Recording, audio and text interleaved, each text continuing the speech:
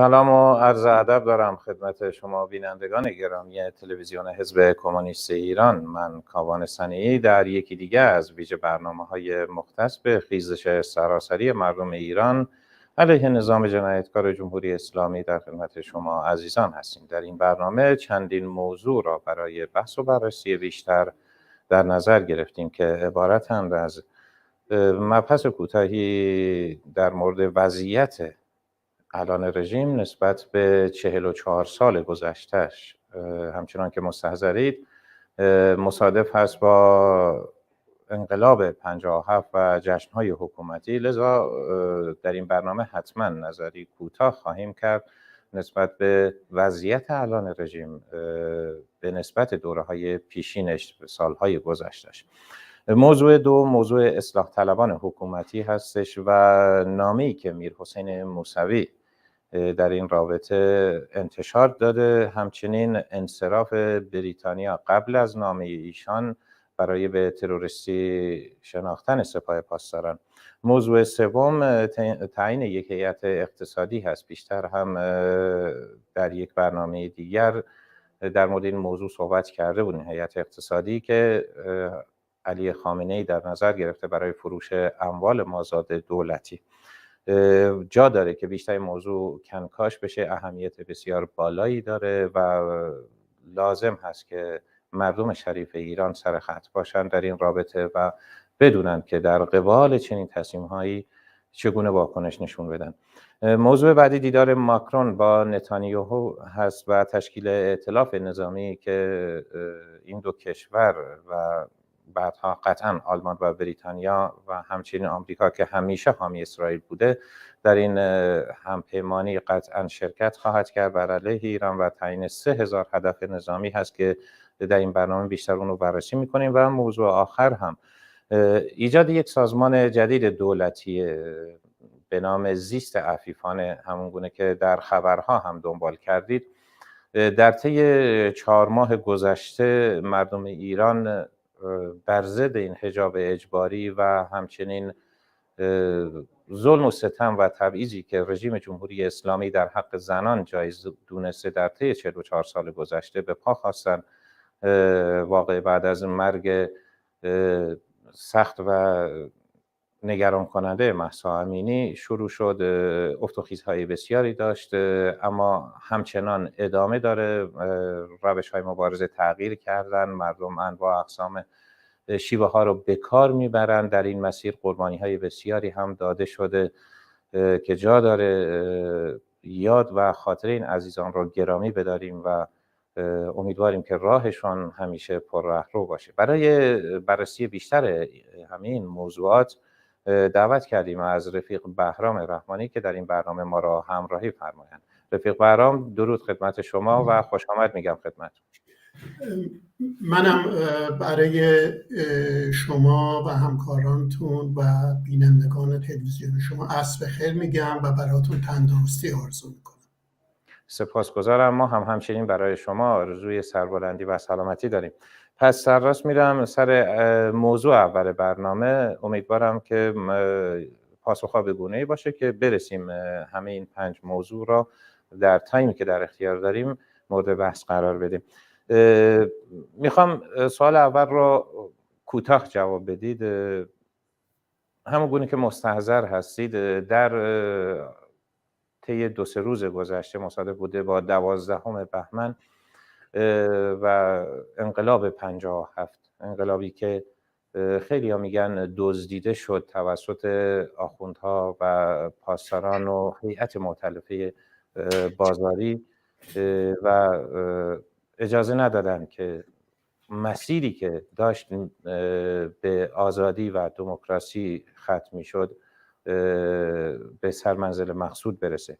ارزیابی شما از وضعیت رژیم در طی 44 سال گذشته با خیزش‌های مختلف، اعتراضات فراوان، نارضایتی‌های فراوان و همچنین انزوا در جامعه بین‌الملل، بسیاری اتفاقات افتاده در این مدت. ارزیابی وضعیت الان رژیم نسبت به سالهای گذشته چی هست؟ بله، ما به زودی شاهد 22 بهمن خواهیم شد. 22 بهمنی که 44 سال پیش جامعه ایران و الان که همسن سالهای من اون موقع نیروی جوانی بودند، علیه حکومت پهلوی شورش کردند. به قول شاملو، حکومتی که مردم را تحقیر میکرد، ارزش بهشون نمیداد، حکومتی که مستبد بود، زندانیان سیاسی را شکنجه و اعدام میکرد، فقر یه طرف، انباشته شدن یه ثروت‌های عظیم دست اقلیتی سرمایه‌دار در طرف دیگه، تبعیض و نابرابری در ایران غوغا میکرد.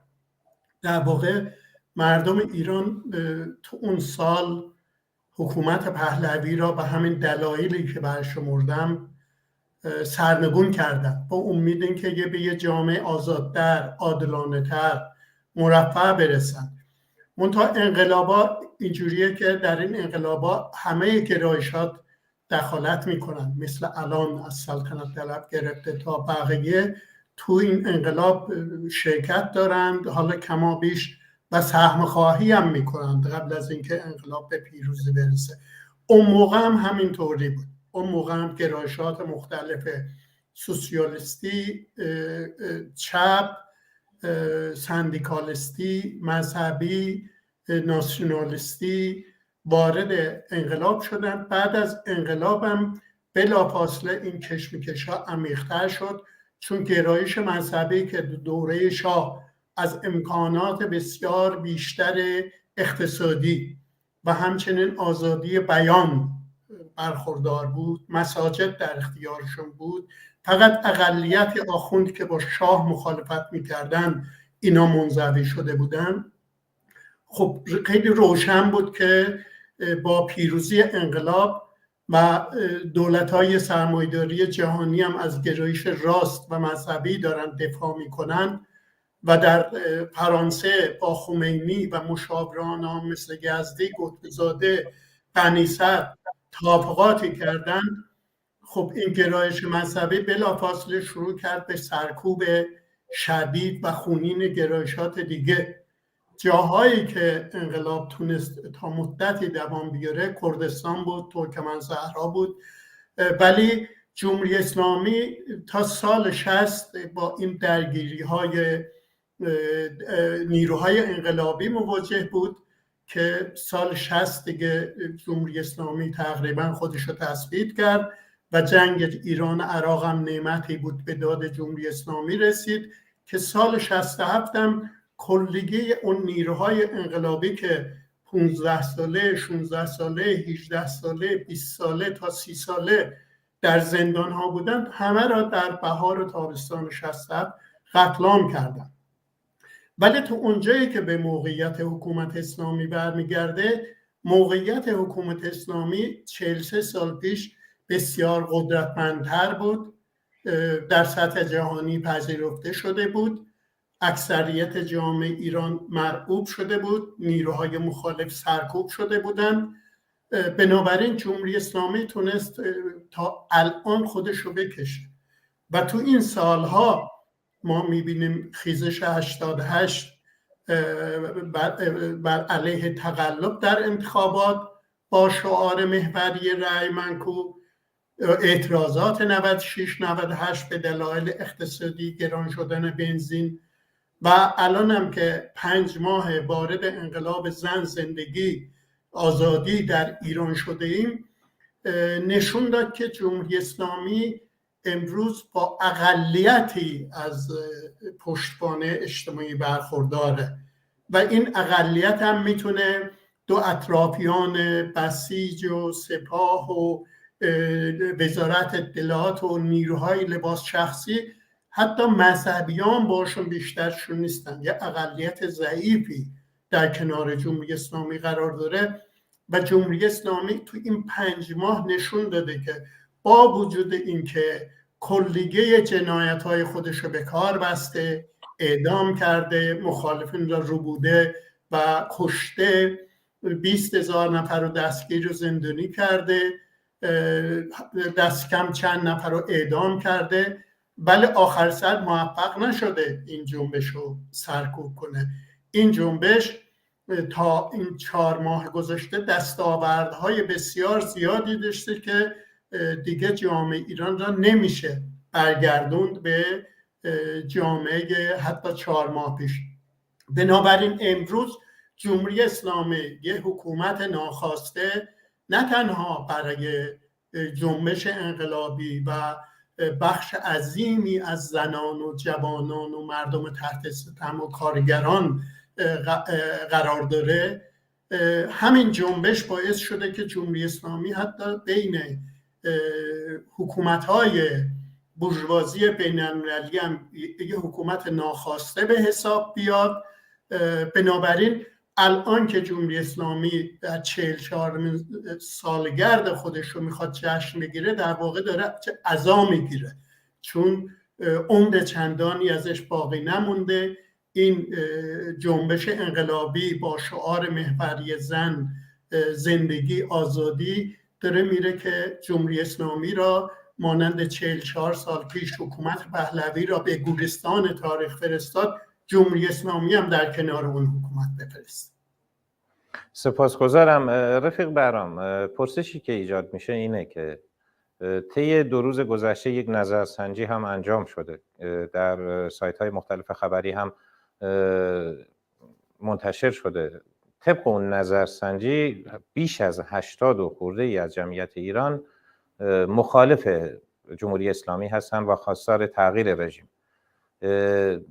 وقتی قیاس میکنیم با اون چیزی که رژیم به عنوان رفراندوم اوایل انقلاب انجام داد و در واقع قدرت خودش رو تثبیت کرد، میبینیم در طی 44 سال گذشته مدام از دوروبری ها و اون حاشیه‌ای که برای خودش ساخته بود کمتر شده. به قول شما ریزش بسیار بالا بوده و خیلی از خودی‌های نظام هم دل کندن، مایوس شدن.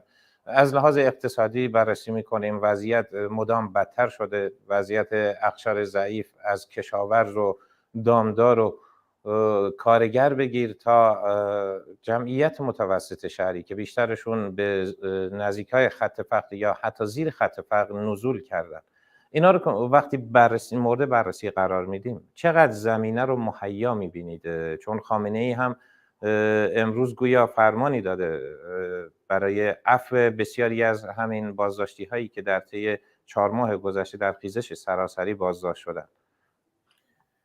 ببینید، جمهوری اسلامی الان که در صحبت قبلی مقایسه کردیم با 44 سال پیش و الان، در واقع به این مسئله من تاکید کنم که نیروی جوانی که امروز رهبری انقلاب ایران را به ویژه دختران جوان به دست گرفتند، با نیرویی که 44 سال پیش این رهبری را به دست گرفت خیلی متفاوته.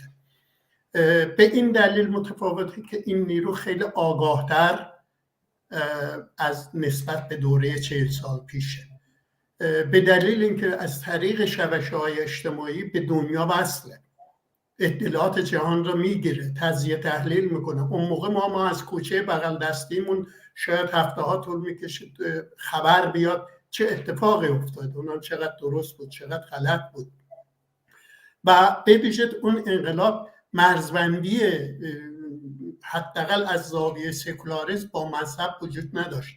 الان ما میبینیم که کلیه شعارهایی که تو این 4 ماه سر داده شده شعارهایی به شدت آزادی خواهانه، برابری طلبانه و سکولار، به حدی که همسر مهاجرانی که تو لندن نشسته نگرانه چرا تو این همه شعار یه شعار مذهبی وجود نداره.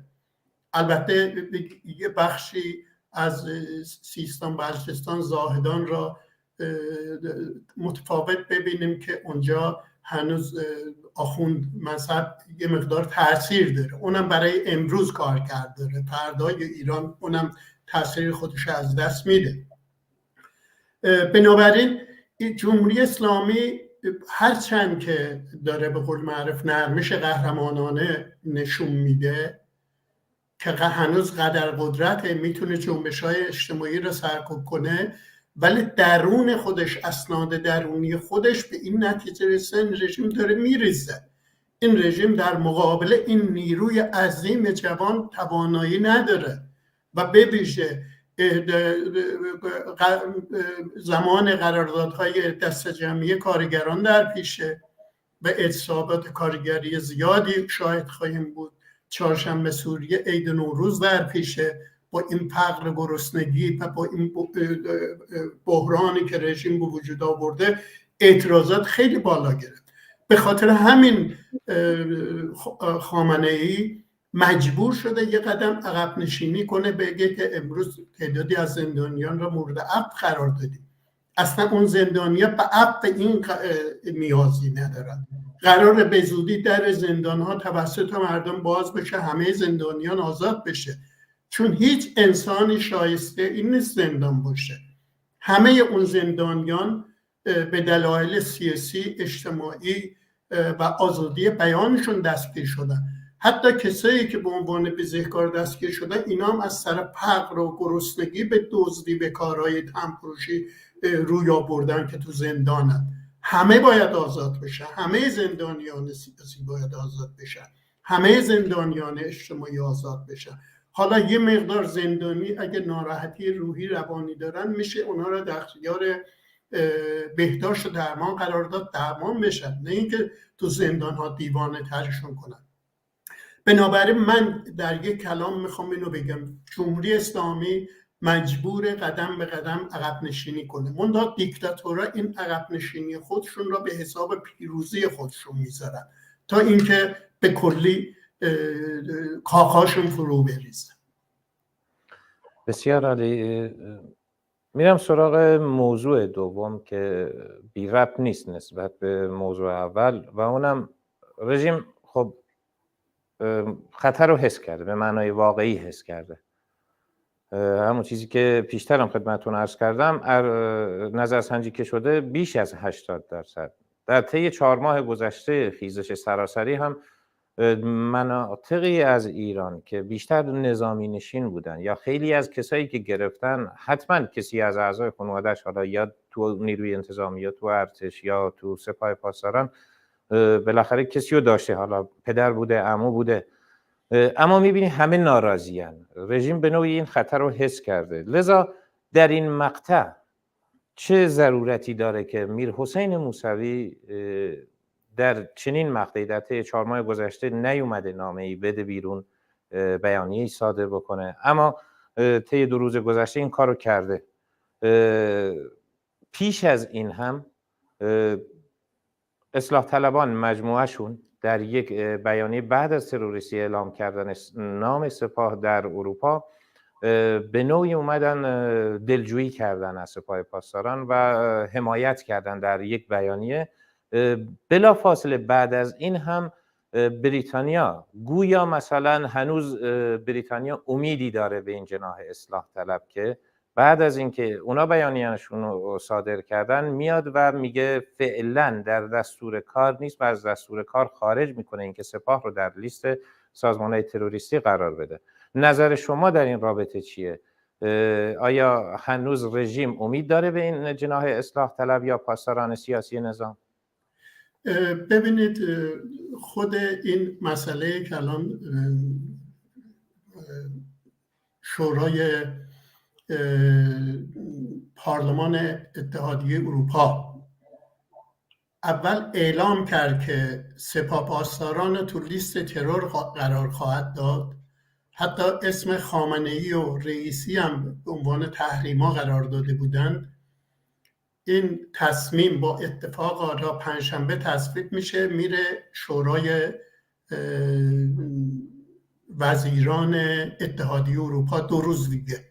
اونجا اصلا این سپاه کنار گذاشته میشه و یه مسئله رئیس شورای اتحادیه اروپا مطرح میکنه که باید این مسئله حقوقیه، باید یه دادگاهی این سپاه پاسداران رو تروریست اعلام کنه، در صورتی که تا اون موقع تعداد زیادی از اسامی فرماندهان سپاهپاسداران تو لیست ترور قرار داده شده بود که هیچ دادگاهی هم در موردشون برگزار نشده بود و اسم خامنه‌ای و رئیسی هم از لیست تحریما بیرون آوردن و این 2-3 روز گذشته ما 2 تا لیست از اصلاح طلبان میبینیم که خواهان این شدن که اروپا سپاهپاسداران را تو لیست ترور قرار نده و خب موقعی که انگلستان که خیلی جدیتر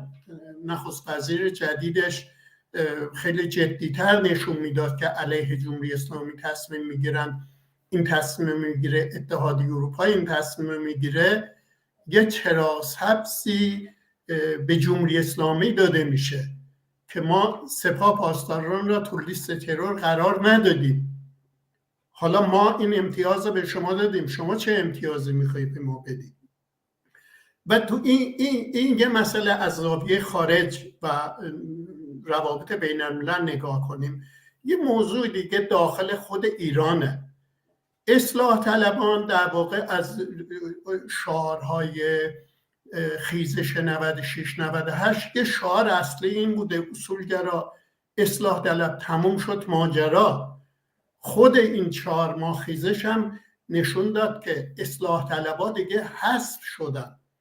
اصلاح طلبا بعد مردم هم میدونن سابقه اینها حداقل دهه 60 دهه خونینی بود.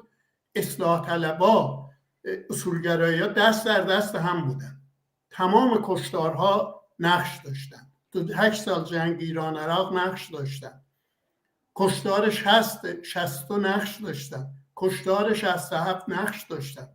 تو کشتار 67 خمینی چندین هزار زندانی را اعدام کرد، موسوی نخست وزیر بود. یعنی امروز که ما داریم میبینیم بعد از 4 ماه موسوی یه بیانیه میده، این بیانیه را به عنوان اپوزیسیون نباید دید، از این بیانیه نباید استقبال کرد. این بیانیه را باید اینجوری تفسیر کرد اینم یکی از اون دشمنان انقلاب مردمی که در کمینش نشسته. این آلترناتیو جمهوری اسلامیه، تعدیل در جمهوری اسلامیه. یعنی اینا میخواند موسوی قبلا هم گفته الانم بحثش همونه، اگه حاشیه‌هاشو بزنیم در چارچوب همین جمهوری اسلامی یه رفراندوم برگزار بشه، قانون اساسی عوض بشه، مجلس مؤسسان تشکیل بشه. این اصلا در مقابل انقلاب مردمه، در حمایت از اون نیست. و همیشه هم تاریخ نشون داده موقعی که دیکتاتورها از طرف مردم در لبه پرتگاه قرار میگیرن، آلترناتیو های مختلفی را وارد صحنه میکنن. دوره شاه همون 44 سال پیش اول اومدن حکومت نظامی اعلام کردن، بعد اومدن حکومت آشتی ملی اعلام کردن، بعد اومدن هی مرتب نخست وزیر عوض کردن تا اینکه بختیار را که خودش از جبهه ملی بود در زندان ساواک حتی دستش شکسته بودن، یه وجه بین ملیگرایان داشت، نخست وزیر شد. ولی انقلاب به جایی رسیده بود که دیگه اون نخست وزیر میگه ساواک رو منحل میکنیم، سران ارتش رو میخواییم محاکمه کنیم، سران حکومت گذاشته رو میخواییم محاکمه کنیم. خب همه اینا رو مطرح میکنه بختیار، ولی اون انقلاب در مقابل این وام میسته، میگه ما اصلا سیستم شاهنشاهی رو نمیخواییم، میخواییم برداریم، تاریخ و فلسفه سیاسی، اجتماعی، اقتصادی، فرهنگی ایران را میخواییم عوض کنیم.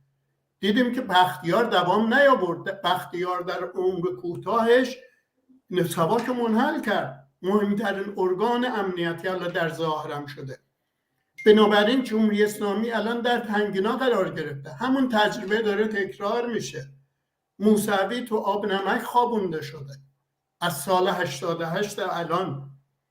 موسوی خب یه گام نسبت به بقیه میتونه جلوتر باشه، نمیدونم حبس خانگی بود، نخست وزیر قدرقدرت 100% مورد تایید امام خمینی بود.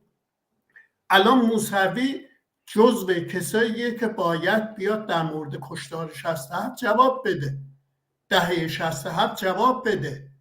ایشون اگه یه ذره صداقت داشته باشه میاد میگه اون کشتار 67 طرح و برنامهش از قبل چیده شده بود، ربطی به جنگ ایران عراق یا پایان اون نداشت. اینا دنبال فرصتی بودن این کشتار بکنن. موسوی بیاد بگه همون موقع که سفری به اتریش داشت با تلویزیون اتریش داره مصاحبه میکنه، در مورد این اعدام میپرسن، میگه بله اینا تروریستن، ما میکشیم.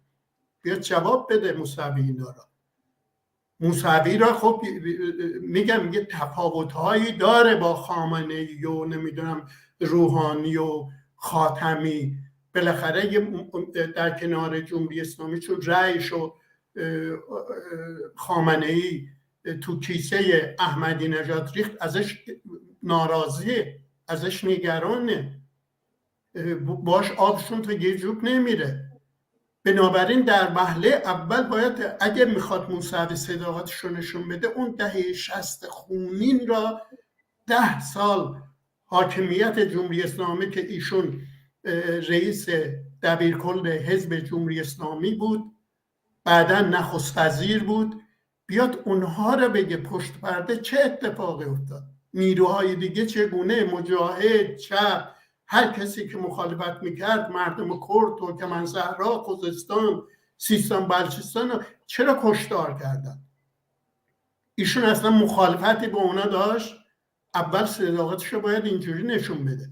بنابراین موسوی اومدنش، این بیانیه‌اش یه نوع به قول معروف مسیریه که جمهوری اسلامی را از خطر سرنگونی برای یه دوره دیگه هم شده به قول معروف نجات بده. پس یعنی تحلیل شما اینه که چون در طی 4 ماه گذشته هیچ وقت فرصتش هم داشته نیومده چین بیانیه بیرون بده یا بهش اجازه داده نشده، ولی الان در این مقطع مخصوصا بعد از این بحث وکالت و اینایی که سلطنت طلبا به راه انداختن، خامنه‌ای میخواد چیکار بکنه واقعا؟ ببینید خامنه‌ای چه اون من وکالت میدهم، سلطنت طلبان یه روی سکه همین چیز اصلاح طلبا هستن. موسوی داخل ایران داره این حرکت آغاز کرده، اینا خارج کشور، هر دو اینها در کمین این انقلاب نشسته، میخوان از این انقلاب برای خودشون، همینطور که خمینی تونست سر همه را زیر آب بکنه، گرایش خودش رو به کرسی بنشونه در انقلاب 57، الان هم اینا اگه به جایی برسن همین کار خواهند کرد. الان یکی از شعارهای سلطنت طلبا در خارج کشور مرگ بر 3 مفسد، ملا، چپ، مجاهد. خب این که در اپوزیسیون به خودش اجازه میده که قراره اینها را اعدام کنه، خب بس ایشون هنوز به جایی نرسیده، تنابدارهاش آماده کرده. خب اون گرایشی که امروز راه افتاده گرایش چپ جامعه است، گرایش سکولار جامعه است، گرایش ناسیونالیست نیست، مذهبی نیست. به خاطر همینم ما شعارهاشو نگاه میکنیم همه آزادی خواهانه، برابری طلبانه، علیه اعدام، علیه زندانهای سیاسی.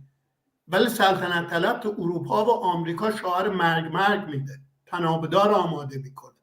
تفاوت اینجاست. خامنه‌ای چه کار خواهد کرد؟ خامنه‌ای هیچ راه دیگه‌ای نداره. خامنه‌ای باید مثل شاه به گورستان تاریخ فرستاده بشه. خامنه‌ای تو این سالها گفته میشد که معروف بود، اونقدر مرگ بر شاه گفته بودن، شاه تو کاخ نیاوران راه میرفت با خودش میگفت مرگ بر شاه. الان میلیون‌ها بار مرگ بر خامنه‌ای تو ایران تکرار شده. ایشون خودش هم باید زمزمه کنه مرگ بر خمینی. این باید باورش شده، باید باورش بشه، باید بره. این شعار مرگ یا اعدام خامنه‌ای نیست، اعدام کسی نیست. مرگ یه حکومت رو نوید میده. خامنه‌ای سر این حکومته. بنابراین جمهوری اسلامی هیچ راهی نداره و نه اصلاح طلبان حکومتی به رهبری موسوی نه در خارج سلطنت طلبا موفق خواهند شد یا این رژیم رو به این شکل نگه دارن یا به قول معروف این وضعیت رو برگردونن به 44 سال پیش دوباره سیستم پادشاهی احیا کنن که عملا این سیستم پادشاهی 40 سال عقب برگشتن 44 سال ارتجاعیه، بازگشت به عقبه. این شعار نیروی جوان امروز نیست. شعار نیروی جوان امروز آزادی، برابری، زن، زندگی، آزادی، آزادی، آزادی. چگونه میتونه این نیروی جوان با این شعاراش برگرده به قول بالا سرش باز یه شاهی باشه؟ شعار مگه نمیدن تو این 4-5 ماه؟ مرگ بر ستمگر، چه شاه باشه چه رهبر. بنابراین سلطنت طلبان علیه اون شعار، علیه اون انقلاب دارن تصمیم میگیرن، حرکت میکنن. جمهوری اسلامی هیچ راهی نداره، یه همچون راه حلای جمهوری اسلامی را نجات نخواهد داد. دیر یا زود جمهوری اسلامی توسط جنبش‌های اجتماعی، جنبش کارگری، جنبش زنان، جنبش محیط زیست، جنبش روشنفکران، جنبش دانشجویی، جنبش مردم تحت ستم سراسر ایران سرنگون خواهد شد و بعد از اونم این انقلابی به هیچ شاه و شیخی، فردی، حزبی اجازه نخواهند داد از بالا سرشون تصمیم بگیره دولت تشکیل بده. خودشون تصمیم میگیرن. شاید راه سومی داشته باشن، یه مدیریت شورایی را که الان سالهاست کارگران شرکت هفت نفر شعار میده و اسماعیل بخشی نماینده جوان کارگران فرمول کننده اون هست، اداره شورایی به جامعه آینده ایران باشه. ایران محکوم نیست جامعهش، یا شاه باشه یا شیخ، محکوم نیست به اینا. آلترناتیوهای دیگه ای وجود داره. بسیار سپاسگزارم. خب شاید به قول شما داره آخرین تیرهایی که در چله داره میخواد در کمان بذاره و شلیک کنه. خامنه ای میدونه وضعیتش وخیمه، وضعیت رژیمش بسیار افتضاح، مخصوصا از لحاظ اقتصادی. ما بخصوص در مورد زلزله زدگان خوی این رو به عینه میبینیم. یعنی رژیم عاجزه، ناتوانه، نمیتونه، تواناییشو نداره. وقتی کمک‌های مردمی هم میرسه اجازه نمیده. و در بقیه موارد نمونهش تصمیم دیگه‌ایه که خامنه‌ای فرمانشو داده، مبنی بر اینکه یک هیئت اقتصادی تعیین کرده برای جبران کسری بودجه. چقدر این واقعی به نظر میاد. و همه اینایی وقتی لیستشون رو میبینیم، اینایی که تو این گروه هستن، همه جزء مفسدین اقتصادی، همه جزء همون قشر جنایتکار رژیم هستن که پیشتر هم مسئولیت داشتن، مسئولیت قضایی. اما الان به صراحت اعلام میشه که اینا دستشون بازه، مسئولیت دارن. و اصلا چقدر میشه امیدوار بود به اینکه مثلا مردم ایران میتونن امید داشته باشن که بودجه‌ای تعیین میشه، حاصل از فروش این اموال دولتی دزدیده نمیشه، به استانها داده میشه یا به بخش‌های عمرانی داده میشه. واکنش مردم در قبال چنین تصمیمی از طرف خامنه‌ای چی باید باشه؟ ببینید، این خوی گفتی الان یه هفته از شنبه پیش زلزله روی داد تو شهرستان خوی. هنوزم مردم و تصاویر نشون میدن که نمایندگان جمهوری اسلامی میان یه خودی نشون میدن، یه مصاحبه میکنن میرن. هیچ کمکی به اونا نرسیده. کودکان، زنان، انسانهای مسن، بیماران به ویژه در معرض خطرات خیلی زیادی قرار دارند. بنابراین مردم خوی تنها امیدشون به کمک‌های مردمی هست، نه دولتی. دولت حکومت نظامی اعلام کرده، حتی هر کسی اعتراض میکنه که من گرسنه‌ام، من بیمارم، چادر ندارم، گرمایش ندارم، به شدت دارن سرکوب میکنن. بنابراین هیچ کسی به نظرم از شهرستان خود انتظاری نداره که این حکومت به وظایف خودش عمل کنه و کمک رسانی کنه به مردم زلزله زده. ولی تا اونجایی که به سوالت برمیگرده، مصوبه شورای هماهنگی اقتصادی سران قوا مطرح شده و خامنه یه هیئت 7 نفره تایید کرده که این هیئت 7 نفره قرار تمام اموال غیرمنقول دولت رو از پروژه های نیمه تمام گرفته که گفته میشه 100,000 پروژه نیمه تمام وجود داره. هیچ کس هم حساب کتابشو نداره غیر از سران سپاه و همون سه قوه و خامنه ای که اونجا چقدر پول وجود داره. دانشگاه هاست، نمیدونم تفریحگاه هایی که دست دولته. قرار این 7 نفر تمام اموال رو بفروشند، بعد از اینکه هزینه هاشون رو برداشتن این اموال رو به خزانه دولت برگردونن که کسب و چه دولت تامین بشه یا به مصارف دیگه‌ای برسه. سوال اینه که از پیش هم تعیین شده اینا مسئولیت دارن، مسئولیت قضایی دارن. هیچ کسی از این 7 نفر بازخواست نباید بکنه. هیچ موقع قصاص قبل از جنایت نمی کنن. قانون اینه که یه قانون کلی وجود داره و اتفاقی که میفته به اون قانون مراجعه میکنن، میگن ایشون دزدی کرده یا اختلاس کرده باید محاکمه بشه. ولی از قبل به کسی نمیگن که تو برو هر کاری دلت خواست بکن و آخر سرم هیچ کسی از شما بازخواست نمیکنه. دلیلش چیه؟ دلیلش به نظرم خیلی روشنه. حکومت در معرض خودش در خطر احساس میکنه، داره این اموال غیر منقول که فردا نمیتونه کول کنه ببره، داره میفروشه دلار کنه پول کنه، تو کیفش میتونه برداری ببره. از بانک به بانک دیگه، شاید کشورهای عربی، ترکیه، نمیدونم جاهای روسیه، چین بتونه این پول انتقال کنن. موقعی که تاریخ اومده شاه مسئله اصلاحات ارضی را مطرح کرد، بعضی از این فئودالا مقاومت میکردن. امینی نخست وزیر وقت یه کیف سامسون پول برداشت رفت جلوی اینا، گذاشت گفتش که ببینین این پر از پوله، اینو میدیم دست شما، زمین تو به ما بده، اینو تو میتونی برداری همه جا ببری، همه جای ایران، همه جای دنیا، ولی این زمین رو نمیتونه ببری، زمین اینجا میمونه. جمهوری اسلامی الان پول نقد رو میتونه ببره ولی زمین رو نمیتونه ببره، بانک رو نمیتونه با خودش ببره، تفریق‌ها رو نمیتونه به خودش ببره.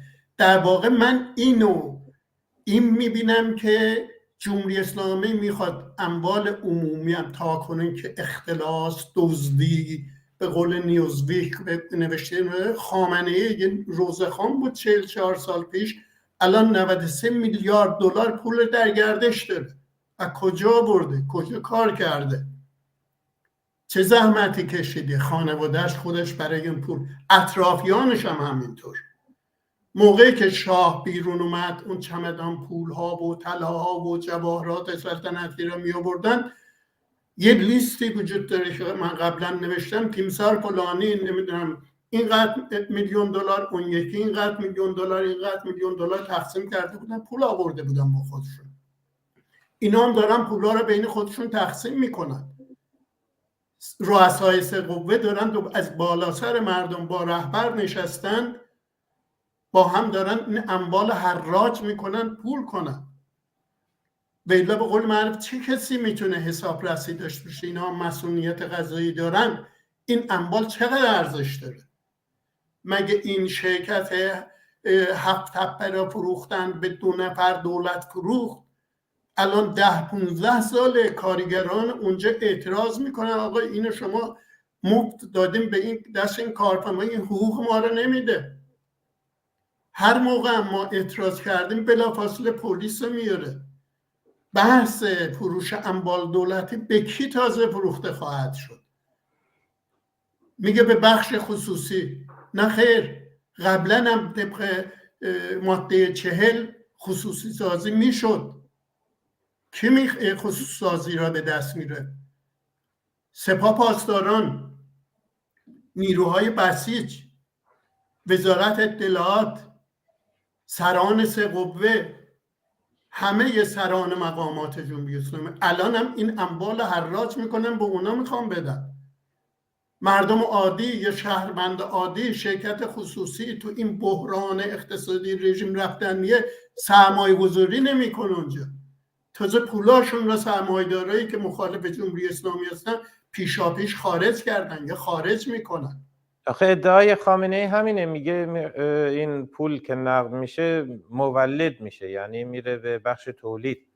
حتی شرکت ها، کارخانجاتی که خوابیده باید دوباره برگرده به عرصه تولید. الان بحث اینه که خودشون میگن که سرمایه های بین النسلی آقای رحمانی و متعلق به نسل های آیندم هست.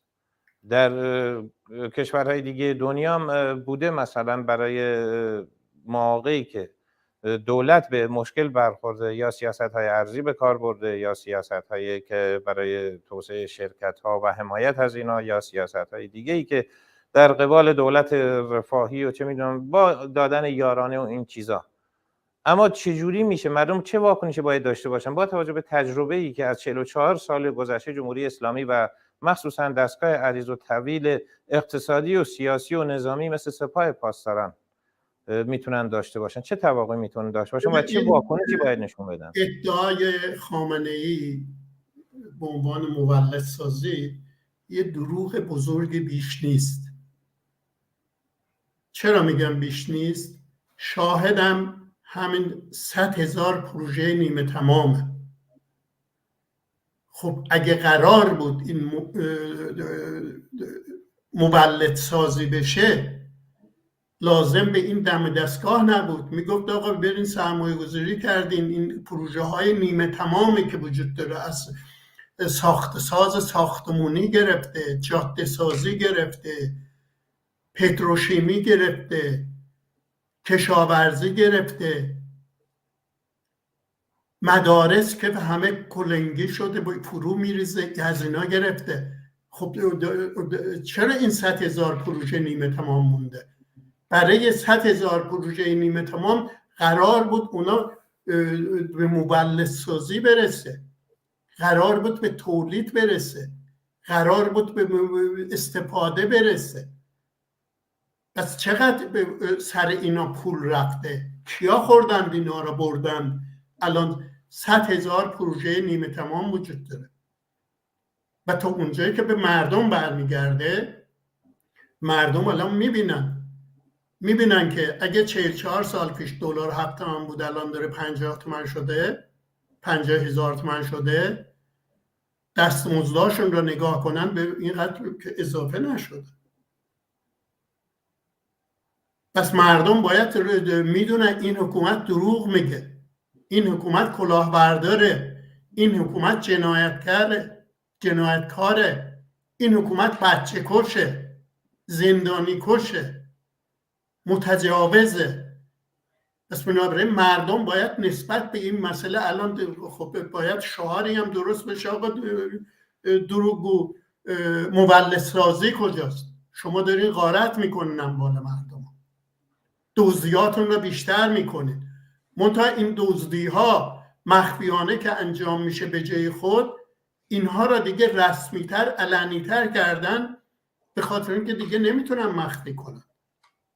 مردم همون راهی که انتخاب کردن و دانشجویان دانشگاه تهران همون 3-4 هفته اول شعار دادن نگین اعتراض، بگین انقلاب، این انقلابشون را باید پی بگیرن و خواهان سرنگونی کلیت جمهوری اسلامی بشن. مردم هیچ راه دیگه این ابزار انقلابی دستشون وجود نداره. مردم قدرت اجتماعی داره، مردم با رسانه‌هاش، با اتحاد همبستگیش در مقابل هر سلاح برنده‌ای تیزی میتونه بایسته. بنابراین مردم تا الان بایستادن باید اینو بیشتر گسترش داد. و همینطور که عرض کردم به زودی جنبش کارگری اعتراضات وسیعی در جنبش کارگری روی میده، به این اعتصاب میپیونده و هر کدوم الان هر اعتراضی به هر اسمی بشه در چارگوشه ایران در واقع خدمت میکنه به جنبش همبستگی انقلابی، حتی بیانم نشه رژیم رو تضعیف میکنه. مردم نمیتونن برند اون پروژه های نیمه تمام به دست بگیرن، مردم نمیتونن برن، قدرت ندارن کارخونه ها رو مصادره کنن، خودشون تولید راه بندازن. ولی مردم این قدرت دارن که این جمهوری اسلامی رو سرنگون کنن، بعد خودشون صاحب جامعهشون بشن. یعنی تا این حکومت سرنگون بشه مردم هیچ حق حقوقی ندارن. همین 5 میلیون تومان حقوق بخوره نمیر که به گفته خودشون کفاف 10 روز از زندگیشون نمیکنه. من یه ویدیو کلیپ گرفتم، یه نفر تخم مرغ رو نشون میده، میگه امروز من یه دونه تخم مرغ خریدم اینو درست کنم میخورم 3000 تومان دادم. خب چگونه مردم میتونه زندگی کنه؟ در صورت که شهردار تهران دخترش رو به عنوان دفتردارش گذاشته 23 میلیون تومان ماهانه حقوقشه. حالا با حقوق کارگری که 40 سال کار کرده حقوق 6 میلیون تومانه قابل مقایسه است؟ سپاسگزارم. متاسفانه نه، جواب منم نه هست، اصلا قابل مقایسه نیست. اما ما امیدواریم که مردم نسبت به این دارایی ها و ثروت هایی که رژیم قصد نقد کردنشو داره و میخواد میزان نقدینگی خودش رو بالا ببره، که وقتی میخواد ایران رو جا بذاره بره یه زمین سوخته باقی بذاره برای این مردم، و امیدواریم مردم هوشیار و قهرمان ایران این اجازه رو به این جنایتکاران ندن. میرم سراغ مبحث بعدی. رفیق برام، در طی این چند روز گذشته ما شاهد حملات پهپادی بودیم به یک سری از تأسیسات موشکی که گفته میشه اونی که در اصفهان بوده قرار بوده اونجا موشک‌های مافوق صوت تولید کنه، و بعد چند تا سایت پهپادی بوده که در جای مختلف زده شده. بعد از این ما سفر نتانیاهو رو داشتیم به فرانسه.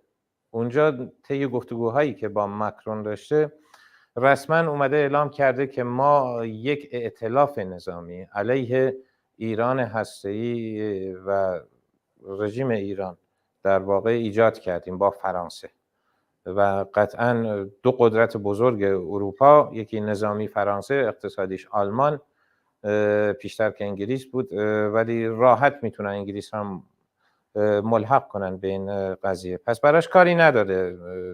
بعدش هم بلافاصله اعلام میکنه با مکرون دوتاییشون که ما 3000 هدف نظامی رو تعیین کردیم.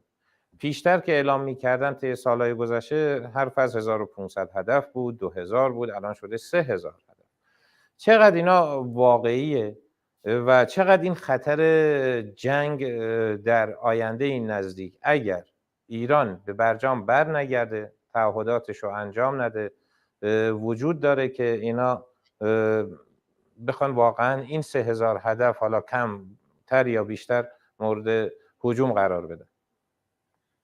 بله، نتانیاهو به محض اینکه مجدداً به نخست وزیری اسرائیل انتخاب شد، خود رسانه‌های اسرائیل هم نوشتن، اعلام کردن که تو این دوره نتانیاهو راستترین دولت تاریخ اسرائیل رو تشکیل داده و اولین سفر خارجیش هم سفر به فرانسه بود که پنجشنبه رفت اونجا، مثل که تا شنبه هم اونجا بود، با مکرون تو کاخ الیزه دیدار کردن و از جمله تصمیم گرفتن که علیه جمهوری اسلامی فعالیت‌های مشترک داشته باشند و در واقع مذاکرات ایران و 5+1 و آژانس از آوریل 2021 شروع شد مجددا و بعد از بحث‌های ماراتونی در وین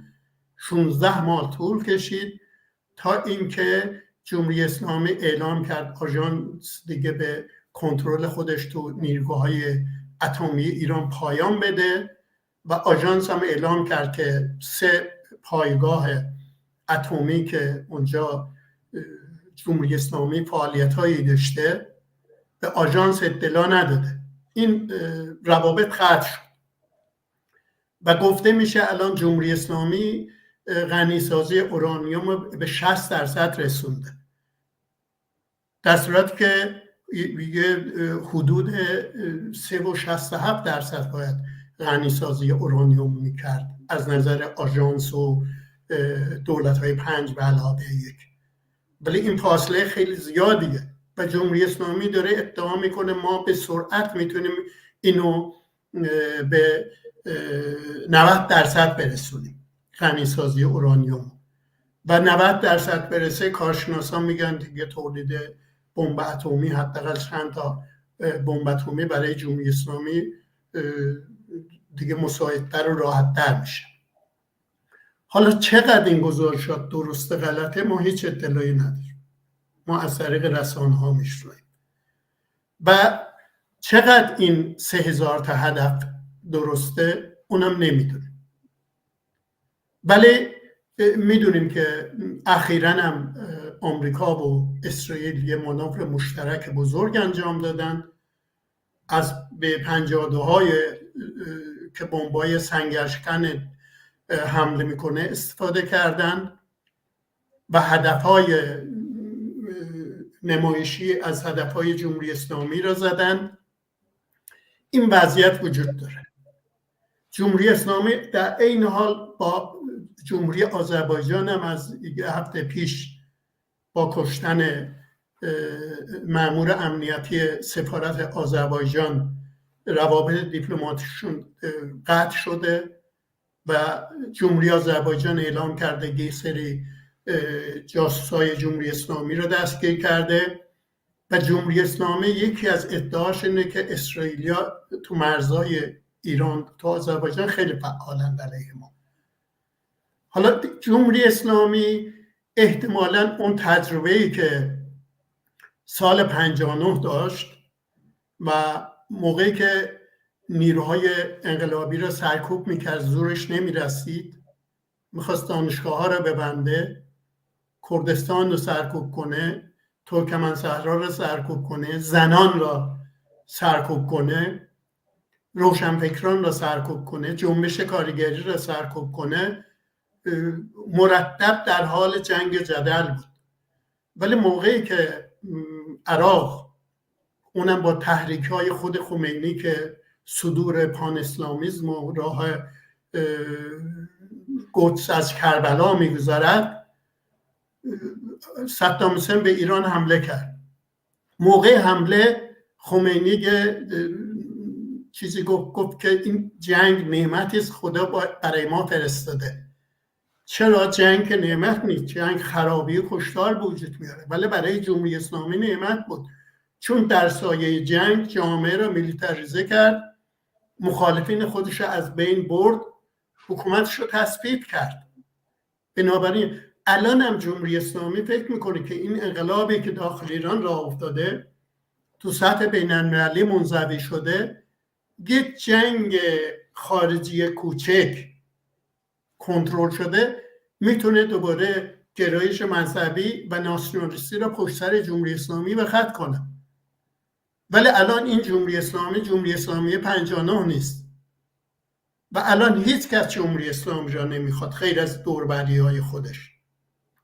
تازه جنگی هم شروع بشه، شروع شدنش میتونه با یه گلوله به باکو شلیک بشه، نمیدونم به جای دیگه شلیک بشه، این جنگ شروع بشه، ولی پایانش رو کسی نمیتونه تضمین کنه که به کجا میرسه.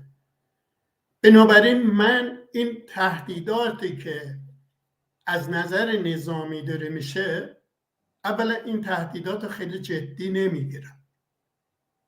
چرا؟ اگه جدی بگیرم در وهله اول همین این دولت ها خیلی راحت اعلام میکردن سپاه پاسداران رو تو لیست ترور قرار دادن. چرا نمیدن؟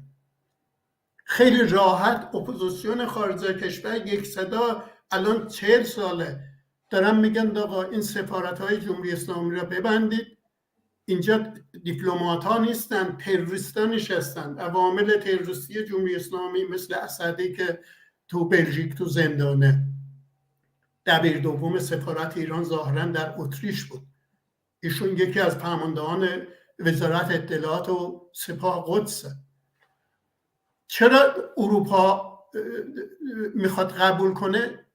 چرا دیپلمات های جمهوری اسلامی رو بیرون نمیریزه که بلافاصله ضربه به جمهوری اسلامی بزنه؟ توجیه اینه که ما با اینا میتونیم در ارتباط باشیم، خواسته هامون رو مطرح کنیم. خواسته مطرح کردن سفارت میتونه به یه دفتر نمیدونم اداری تبدیل بشه. شما از اونجا با آمریکا رابطه ندارن 44 ساله، ولی از طریق سفارت سوئیس اینا با هم دیگه رابطه دارن. رؤسای جمهوری اسلامی اولین ویزا را از آمریکا میگیرن، سازمان ملل میرن.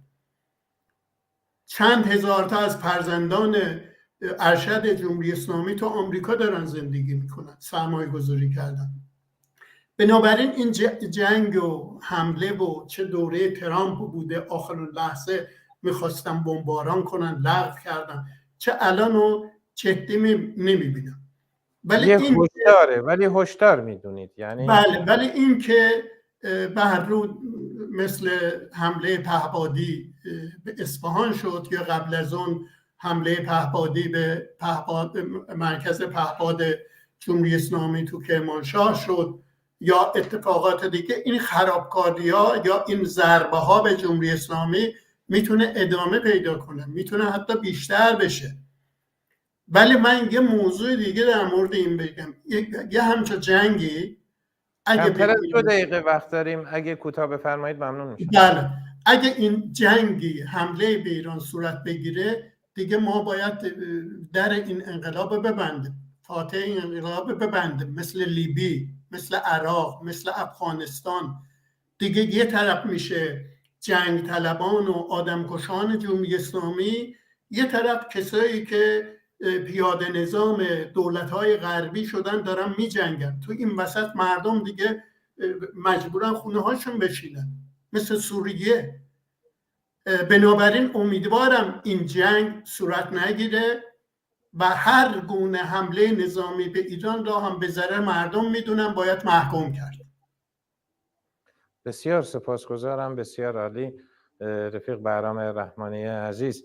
موضوع آخری رو ما نرسیدیم بهش، ولی امیدوارم در برنامه‌های آتی حتما اون رو هم مورد بررسی قرار بدیم. موضوعی که عبارت بود از ایجاد یک سازمان جدید به عنوان چیزی در مایه‌های همون امر معروف و نهی از منکر، منتها اسمشو گذاشتن زیست عفیفانه که قرارگاه زیست عفیفانه، قرارگاه زیست عفیفانه، همون گشت ارشاد و یا 26 نهادی که برای کنترل حجاب سرکوب سیستماتیک زنان وجود داشت، الان دارن اسم عوض میکنن با رنگ کردن انگار به قول معروف چهره خودشون به یه نوع دیگه، وحشیگریشون رو میخوان علیه زنان نشون بدن که این توان هرگز ندارن و این انقلاب هم این اجازه رو بهشون نخواهد.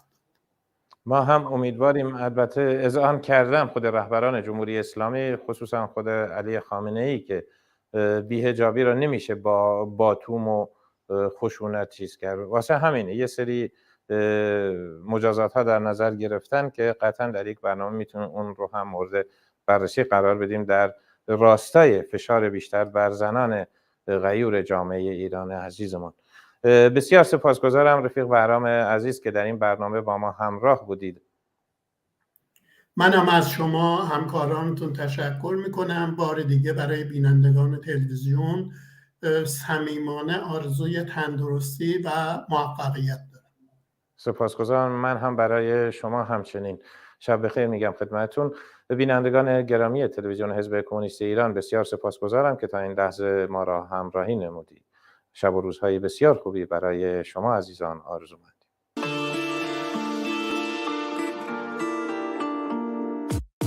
بله قربان، زندگی نور